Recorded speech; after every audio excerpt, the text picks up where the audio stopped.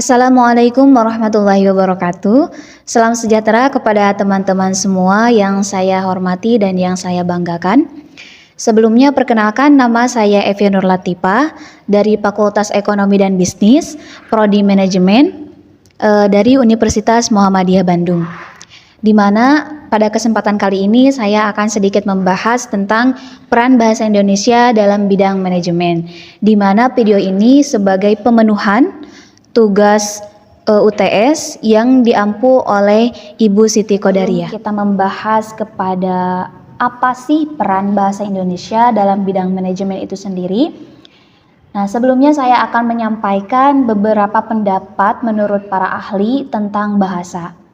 Di mana Hasan Alwi pada tahun 2002 mengatakan bahwa bahasa adalah sistem lambang bunyi yang arbiter yang digunakan oleh semua orang atau anggota masyarakat untuk bekerja sama, berinteraksi, atau mengidentifikasi diri dalam bentuk percakapan yang baik, tingkah laku yang baik, sopan, dan santun. Namun menurut Abdul Khair, pada tahun 1994, bahasa adalah alat komunikasi bagi manusia. Adapun pokok pembahasan yang akan kita bahas pada kesempatan kali ini, yang pertama ada peran bahasa Indonesia dalam bidang manajemen, yang kedua fungsi bahasa Indonesia dalam bidang manajemen, dan yang ketiga kaitan bahasa Indonesia dengan bidang manajemen. Pengertian bahasa Indonesia adalah bahasa Melayu yang dijadikan sebagai bahasa resmi Republik Indonesia dan bahasa persatuan bagi bangsa Indonesia. Bahasa Indonesia mempunyai kedudukan yang sangat penting seperti tercantum pada Ikrar Sumpah Pemuda tahun 1928 yang berbunyi, "Kami putra dan putri Indonesia menjunjung tinggi bahasa persatuan bahasa Indonesia." Nah, ini berarti bahwa kedudukan bahasa Indonesia itu berkedudukan sebagai bahasa nasional, di mana pengertian tersebut dikemukakan oleh atau diambil referensinya dari jurnal Ekobisma volume 1 nomor 1 tahun 2014. Lantas apa saja sih kebutuhan bahasa Indonesia itu dalam bidang manajemen? Di mana salah satunya bagi seorang manajer komunikasi itu sangat penting. Pertama, ada rapat pimpinan dan pegawai yang membutuhkan komunikasi dan interaksi yang sangat efektif.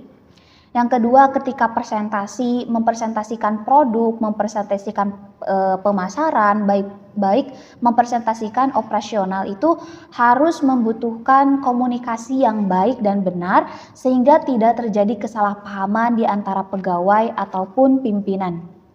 Nah, yang ketiga, ketika kita atau seorang manajer itu menerima telepon resmi, baik itu dari klien, dari konsumen, ataupun dari para pimpinan untuk mengomunikasikan suatu pekerjaan di perusahaan tersebut. Artian dari manajemen itu sendiri, di mana secara etimologis kata manajemen itu berasal dari bahasa Inggris, yaitu management, yang dikembangkan dari kata to manage yang artinya mengatur atau mengelola. Nah, sedangkan kata manage itu berasal dari bahasa Italia yang diadopsi dari bahasa Latin yang berasal dari kata manus yang artinya tangan. Manajemen sangat diperlukan untuk mencapai efisiensi dan efektivitas suatu kerja organisasi. Adapun yang mengatur, merumuskan, dan melaksanakan berbagai tindakan manajemen disebut juga dengan manajer. Namun, menurut Henry Fayol, manajemen adalah suatu proses perencanaan, pengorganisasian, pengordinasian, dan pengawasan atau kontrol terhadap sumber daya yang ada agar mencapai tujuan secara efektif dan efisien. Baiklah, kita menginjak ke poin pembahasan pertama, yaitu peran bahasa Indonesia pada bidang manajemen. Saya menyimpulkan ada 4 peran bahasa Indonesia dalam bidang manajemen. Yang pertama, peran bahasa Indonesia itu sebagai suatu kesatuan rencana belajar yang mengkaji, menerapkan, dan mengembangkan ilmu manajemen. Yang kedua, sebagai alat bagi manajer untuk mencapai tujuannya dengan baik dan efisien. Yang ketiga, sebagai sarana untuk mengantarkan seorang manajer pada penyelarasan manusia dalam tujuan organisasi. Dan yang terakhir, untuk menghindari timbulnya kesalahan fatal dalam mengambil keputusan yang dapat merugikan perusahaan. Dalam hal ini, bahasa Indonesia memiliki peran yang sangat penting dalam perkembangan ilmu manajemen, di mana sangat mustahil sekali ilmu apapun dapat berkembang tanpa adanya bahasa. Kemudian kita masuk ke pembahasan yang kedua, yaitu fungsi bahasa Indonesia dalam bidang manajemen. Fungsi bahasa Indonesia dalam bidang manajemen, pertama sebagai alat komunikasi, yaitu bahasa adalah sebuah sarana untuk berkomunikasi. Bahasa juga sebagai sarana untuk menyampaikan pendapat dan argumen kepada pihak lainnya. Karena itu, bahasa memiliki peran sosial penting dalam berkomunikasi dengan masyarakat luas. Fungsi bahasa yang ketiga yaitu sebagai alat integrasi dan adaptasi sosial. Bahasa sebagai alat komunikasi lebih jauh memungkinkan tiap orang untuk merasa dirinya terikat dengan kelompok sosial yang dimasukinya, serta dapat melakukan semua kegiatan kemasyarakatan dengan menghindari sejauh mungkin bentrokan-bentrokan untuk memperoleh efisiensi yang setinggi-tingginya. Ia memungkinkan integrasi atau pembaruan yang sempurna bagi tiap individu dengan masyarakat. Fungsi yang keempat yaitu sebagai alat kontrol sosial. Bahasa juga sangat efektif. Kontrol sosial ini dapat diterapkan pada diri kita sendiri atau kepada masyarakat sebagai penerangan, informasi maupun pendidikan disampaikan melalui bahasa. Teman-teman sekalian, kita masuk ke pokok pembahasan yang terakhir, yaitu kaitan bahasa dalam manajemen.